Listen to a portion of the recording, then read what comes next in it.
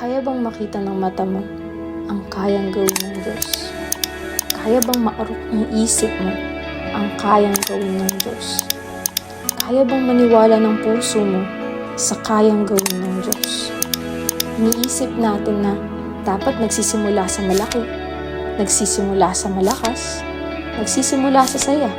Pero kadalasan pala nagsisimula sa pusong sugatan, madilim na daan, mag-isang lumalaban, o di kaya may iilang kasama.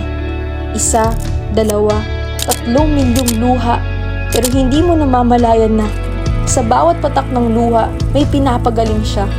Sa bawat pusong nabasag may inaayos siya. Sa bawat pagluhod sa panalangin may sinasagot siya.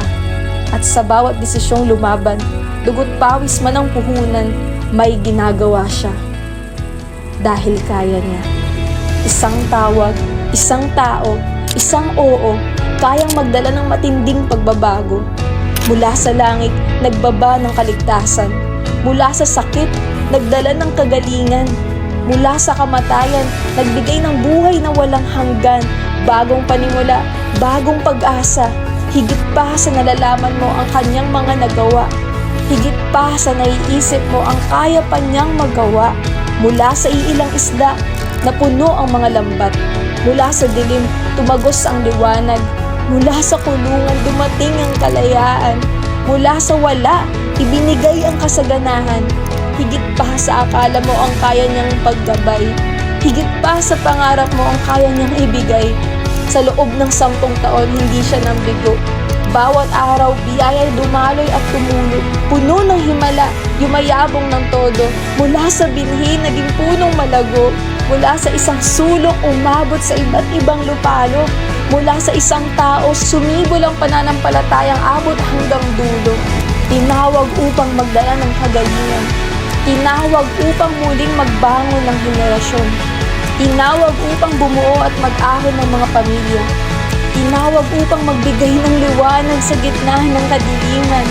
Tinawag upang magdala ng pag-asa sa kabataan. Tinawag upang magbukas ng daan tungo sa pagbabalik loob sa Diyos.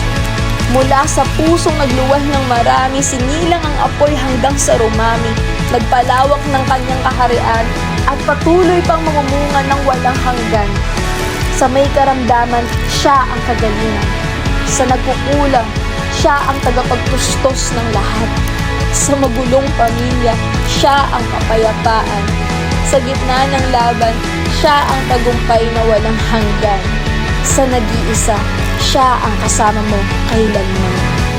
Sa kanya na makakagawa ng higit pa sa maaari pa nating hilingin at isipin sa pamamagitan ng kapangyarihang kumikilos sa atin.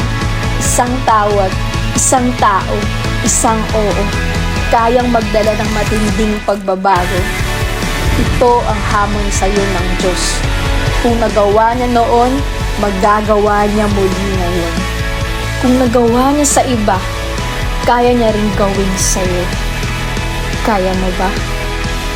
Kaya mo, kasi kaya niya.